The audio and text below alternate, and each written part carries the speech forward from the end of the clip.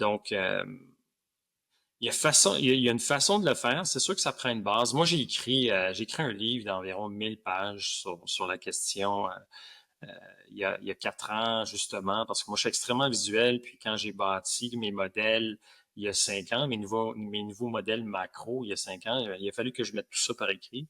Bon, pour l'instant, c'est ce que je rends disponible à mes clients seulement, mais je me donne un peu l'objectif d'ici quelques années là, de faire un sommaire peut-être d'une 50 pages qui j'espère, tu sais, que je vais rendre disponible au public, puis j'espère vont leur donner peut-être une base, d'essayer de penser de façon autrement que d'être simplement un investisseur passif.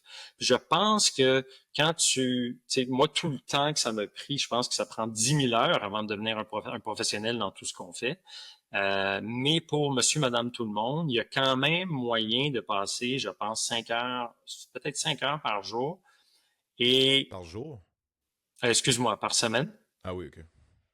pas par jour, euh, 5 heures par semaine pour regarder, faire un peu de recherche, mais aussi juste, tu sais, on pourra regarder, tu sais, l'analyse technique, l'analyse fondamentale, ce qu'on fait en macro, mais si j'avais à choisir entre l'analyse technique et l'analyse fondamentale, je vais toujours choisir l'analyse technique parce que quand je regarde un graphique, je peux voir dans une seule barre, je peux voir des millions de transactions qui ont été effectuées. Donc, les millions de transactions qui ont été effectuées vont me donner des indices. Moi, comme professionnel, c'est sûr que j'ai plus de facilité à déterminer à quel endroit le smart money ou les investisseurs institutionnels vont rentrer dans le marché ou vont sortir dans le marché. Donc, Avant mais d'aller plus loin, c'est ma prochaine question, mais on y est, qu'on va la poser tout de suite. Quelle est la différence? Ouais, en fait, peut-être définir ce qu'on appelle l'analyse technique et l'analyse fondamentale en quelques mots là, pour les gens qui connaissent pas la différence avant. C'est parce que là, on parle des deux, mais il y a peut-être des gens qui sont pas nécessairement au courant là, de la nature de ces deux concepts, de ces deux façons d'investir. en fait, le trader technique, euh, moi, je le vois, tu sais, l'analyse technique, moi, je le vois comme un dashboard. Quand je conduis ma voiture, j'ai besoin d'un dashboard, j'ai besoin d'informations. Si je veux être le plus précis possible, je dois avoir ce dashboard-là. Je veux savoir à quelle vitesse je vais. Disons, je veux avoir mon GPS pour savoir quel chemin prendre, à quel endroit je vais me rendre. Ça, pour moi, c'est le technique, c'est le dashboard. Donc, mais tu sais, si je l'adapte au marché financier, ben, le trader technique, il va estimer que le prix, c'est le meilleur reflet de l'information disponible ou anticipée dans le marché. Le marché, faut jamais oublier que le marché boursier, c'est un encan public. Donc, on a des acheteurs, on a des vendeurs, puis un graphique de ce marché représente visuellement des millions de transactions, comme je l'ai dit, qui sont effectuées en fonction de l'offre et de la demande. Donc, il est toujours possible d'anticiper à quel prix le smart money est acheteur, puis à quel prix il est vendeur. Puis ça, il y a plusieurs techniques pour le voir. Le smart money, c'est principalement les investisseurs institutionnels. Hein? C'est les investisseurs institutionnels, mais c'est pas le pension money. Là. C'est pas ceux qui font des trades parce qu'ils veulent, disons, qu'ils vont rentrer dans le marché. Oui, ils peuvent faire bouger le marché, évidemment. Si on a un gros fonds de pension qui veut acheter un titre particulier, ben, normalement, de toute façon, ils vont jamais prendre leur position entière au même moment. Ils vont appeler leur trader. Le trader, ils vont dire, OK, tu vas m'acheter 50 000 actions de tel titre sur une durée de quelques semaines. Puis le trader, lui, à tous les jours, il va en acheter un petit peu.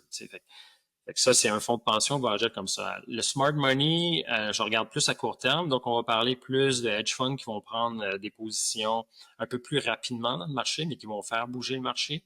Puis là, évidemment, tout le monde a des horizons différents dans le marché. Fait que ça, c'est le smart money dans mon livre à moi. Puis si je regarde l'analyse fondamentale, mais l'analyse fondamentale, ça repose principalement sur des modèles d'analyse économique et financier, l'analyse des états financiers, des prévisions financières d'une société, etc., etc. Fait que, tu sais, moi, ce que je fais, c'est que je vais faire, oui, un peu des deux, moins d'analyse fondamentale, mais moi, je l'appelle quand même de l'analyse fondamentale d'un point de vue macro.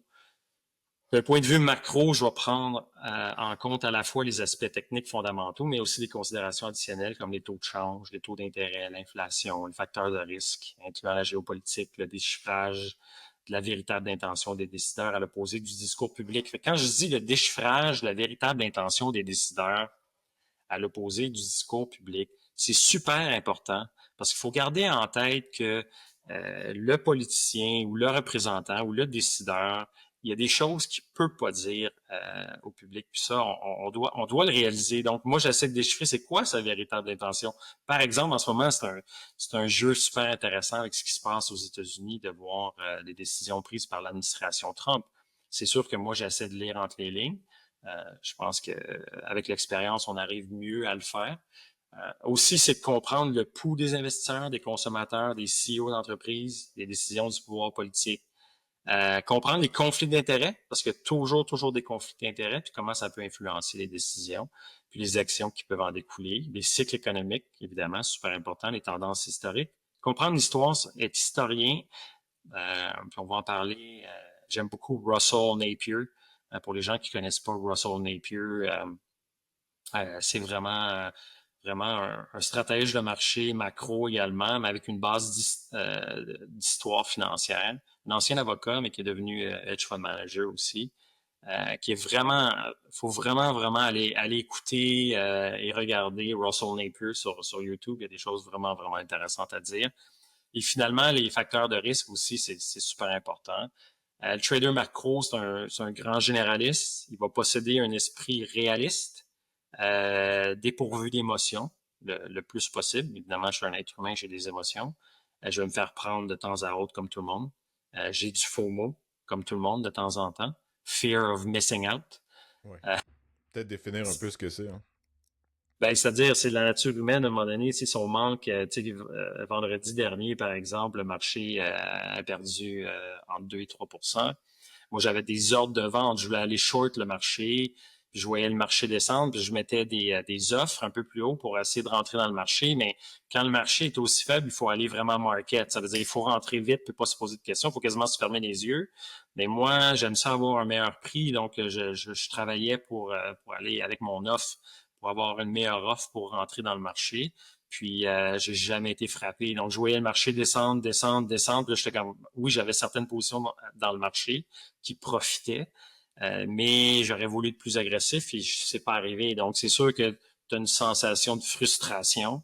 Euh, tu vois, Parce que tu as tu vois. l'impression qu'il y a beaucoup d'argent à faire facilement, puis là tu veux rentrer, et là donc tu as peur de manquer le train, en gros en français, et le train Et passe. comme trader macro, c'est des journées qu'on veut éviter de manquer parce que c'est une journée où on peut faire 5-6% une journée comme ça. Si on est assez agressif, on l'a bien. Tu sais. Quand tu fais du macro, on parle de rendements qui peuvent atteindre du 30 à 50% par année de façon assez constante, tout en ayant une bonne gestion de risque, disons de 20 à 50%, dépendamment des années, mais c'est beaucoup plus de travail qu'un investisseur passif, c'est sûr. Euh, Ouais, parce que donc, revenons aux 5 heures par semaine. Là, l'investisseur moyen qui décide de consacrer 5 heures semaine à la gestion de son portfolio, comment est-ce qu'il utilise ces 5 heures-là? moi, je te dirais, tu sais, il faut être passionné. Il faut être passionné parce qu'il faut aimer lire ce qui se passe. Donc, tu sais, moi, si j'ai deux sites à recommander, c'est Bloomberg et The Wall Street Journal. Fait que c'est vraiment les deux seuls sites pratiquement que j'écoute. Ouais, tu peux aller sur Twitter, mais avant que tu trouves les bonnes personnes que tu veux suivre sur Twitter pour avoir de l'information, puis honnêtement, on vit une période de désinformation extraordinaire, que ce soit d'un point de vue démocrate ou républicain aux États-Unis, puis même au Canada, la désinformation, la psychose sociale qui est en train de s'emparer de nous, c'est assez exceptionnel. Donc, ça crée un bruit énorme. Fait que je dirais, j'essaie de trouver toujours des médias qui sont plus neutres, comme Bloomberg et Wall Street Journal. Puis ensuite, c'est vraiment des charts. Moi, je dirais de regarder des charts hebdomadaires, donc des graphiques hebdomadaires, des weekly charts ou mensuels, monthly chart. Puis on est capable, je vais le mettre sur le lien, là, je vais vous montrer des exemples, comment est-ce qu'on est capable de déterminer des fins de tendance, des revirements de cycle sur un chart, parce que tu vas le voir beaucoup plus rapidement sur un chart. Moi, je peux voir, j'appelle ça un selling tail, donc on peut voir un climax, c'est-à-dire le marché monte de façon parabolique, et après ça, on l'a vu sur les bonds en 2021, le marché, quand il y a eu la COVID, les obligations Les obligations ont monté de façon parabolique, évidemment, parce que les taux d'intérêt ont baissé. Il y a une relation inverse entre le taux d'intérêt et le prix d'une obligation. Donc, les bonds ont explosé. Puis on peut le voir, à ce moment-là, il y a eu un gros spike à la hausse, puis après ça, le prix est redescendu très, très, très, très rapidement. On a su par la suite que c'est la Chine qui avait vendu en vitesse une bonne partie de ses obligations américaines. Donc, c'est la nouvelle, on l'a su plus tard. Euh, Stanley Druckenmiller en parlait justement, je pense à un moment donné, d'une vidéo, là, mais on le voit très bien sur le graphique. Puis, donc ça, c'était un indice d'aller short les bonds à ce moment-là. Ce que j'ai fait, ce que j'ai pas fait, par contre, avec assez de volume, mais j'ai été short les bonds pendant pas mal toute l'année 2021 à ce moment-là. Puis maintenant, ben, tu vois, maintenant, c'est l'inverse. Maintenant, c'est le temps d'acheter des obligations. En tout cas, c'est ce que je fais. Je vois une opportunité d'acheter des obligations et de réduire ma position sur les marchés d'équité.